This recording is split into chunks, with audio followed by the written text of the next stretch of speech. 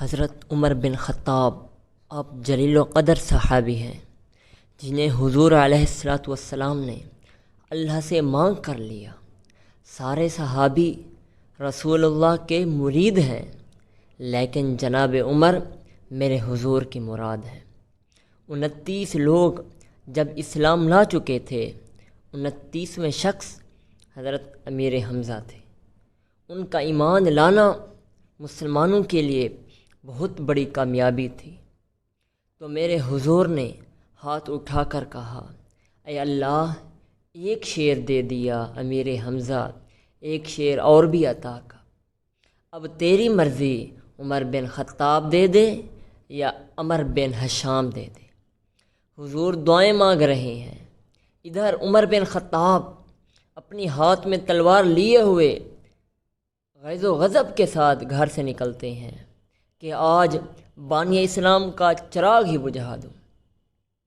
راستے میں ایک صاحب نے کہا کہ اے عمر، تیرے آثار اچھے نظر نہیں آ رہے، خیر ہے، تو کدھر جا رہا ہے؟ کہا چراغ اسلام بجھانے جا رہا ہوں، یہ روز کا مسئلہ میرے ہاتھوں ختم ہونے لگا ہے۔ وہ صاحب مسکرا کر بولے، کہا گھر کی خبر تو لو۔ عمر بن خطاب نے کہا میرے گھر کو کیا ہوا؟ اس صاحب نے کہا تمہاری بہن نوکر بن کر رسول اللہ صلی اللہ علیہ وسلم کی ہو گئی۔ غصے سے بھرے ہوئے اپنی بہن کا رخ کرتے ہیں، اندر سے قرآن پڑھنے کی آواز آ رہی ہے۔ غصہ اور بڑھ جاتا ہے، دروازے کو زوردار کھٹکھٹاتے ہیں۔ اہل خانہ سمجھ گئے ماجرا کیا ہے۔ گرجدار آواز ہے جناب عمر کی۔ جب دروازے کو دستک دی تو معلم کو چھپا دیا گیا۔ بہن نے آ کر دروازہ کھولا تو عمر نے کہا تم بتوں کی وفا کو ترک کر دیا؟ یہ تحاشا مارنا شروع کر دیا۔ بہن کا سر پھٹ گیا، خون بہنے لگا اور یہ مار رہے ہیں۔ فاطمہ بن خطاب بولی، اے عمر، تو بھی خطاب کا بیٹا ہے، سن، میں بھی خطاب کی بیٹی ہوں، تو ظلم و جبر کرتا رہے، میں محمد عربی کا دامن نہیں چھوڑوں گی۔ عمر بن خطاب سوچنے پر مجبور ہو گئے کہ ایسی کون سی طاقت ہے جس نے اس کے دل کے اندر اس قدر محبت ڈال دی۔ پھر عمر بن خطاب نے کہا جو تم پڑھ رہی تھی مجھے تو سناؤ۔ تو آپ کی بہن نے کہا اے عمر، پہلے جا کے غسل کرو۔ ادھر عمر اپنے بدن کو دھو رہا ہے، ادھر میرا رب عمر کے دل کو دھو رہا ہے۔ اتنے میں معلم قرآن لے کر آ رہے ہیں اور قرآن کی تلاوت ہونے لگی ہے۔ فاطمہ نے پڑھا، کیا پڑھا؟ طٰہٰ ما انزلنا علیک القرآن لتشقیٰ۔ تو عمر بن خطاب نے کہا اے عمر، تیری عمر تو برباد ہو گئی۔ کہا مجھے لے چلو محمد عربی کی چوکھٹ پر۔ چل پڑے محمد عربی کے دربار کی طرف۔ جب قریب پہنچے تو صحابہ نے تشویش کا اظہار کیا، کہا حضور عمر آ رہے ہیں، تلوار حمائل میں ہے، ارادے اچھے نہیں لگ رہے۔ جناب امیر حمزہ نے کہا دروازہ کھول دو، اگر اچھی نیت سے آ رہا ہے تو استقبال کریں گے، اگر نیت اچھی نہیں ہے تو اس کی تلوار سے اس کی گردن اڑا دیں۔ حضور کے سامنے جا کر بیٹھ گئے، گلے میں کپڑا ڈالا تو حضور نے کہا اے عمر، ابھی تک تیرے اسلام لانے کا وقت نہیں آیا۔ یہی وقت تھا کہ جب عمر بن خطاب اسلام لے آئے۔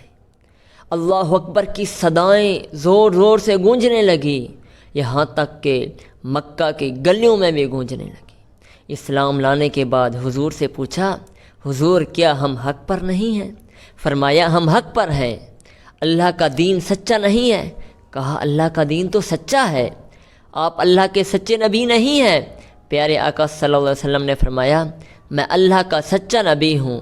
تو عمر بن خطاب نے کہا تو کیا پھر ہم چھپ کر عبادت کیوں کرتے ہیں؟ اب مسلمانوں کی 2 صفیں بن رہی ہیں، ایک صف کی قیادت امیر حمزہ کرتے ہیں، دوسری صف کے آگے آگے عمر بن خطاب چل رہے ہیں اور حضور درمیان میں ہے، اور یہ ملکوتی قافلہ صحن حرم میں آ کر اعلانیہ عبادت کرتا ہے۔ حضرت عبداللہ بن مسعود فرماتے ہیں کہ عمر کا اسلام لانا اسلام کے لیے عزت کا سبب بنا، اسلام کے لیے وقار کی علامت بن گیا۔ ایک ایک دروازے پہ جا کر دروازہ کھٹکھٹایا، وہ تو یہ سننا چاہتے تھے، کیا اے عمر بن خطاب تو بانی اسلام کی زندگی کا چراغ بجھا کے آ گیا؟ جب عمر نے کہا ادھر آؤ سنو، تمہیں بتانے آیا ہوں، کمزوروں سے پنجہ آزمائی کرتے رہے ہو، آؤ میرے سے بات کرو، میں محمد عربی کا نوکر بن گیا۔ میرے حضور نے فرمایا جب اچھے لوگوں کا ذکر کرو تو میرے عمر کا ذکر بھی کیا کرو، میری عمر کی زبان پر حق بولتا ہے، سچ بولتا ہے۔ پیارے آقا صلی اللہ علیہ وسلم نے فرمایا ان الشیطان یفر من ذل عمر، میرے عمر کے سائے کو دیکھ کر شیطان بھی بھاگ جاتا ہے۔ اسلام لائے تو زندگی کی ایک ایک سانس اسلام کے لیے وقف کر دی، حضور کا پہرا دیا، حضور کی ناموس کا پہرا دیا، حضور کی شرعیت کا پہرا دیا۔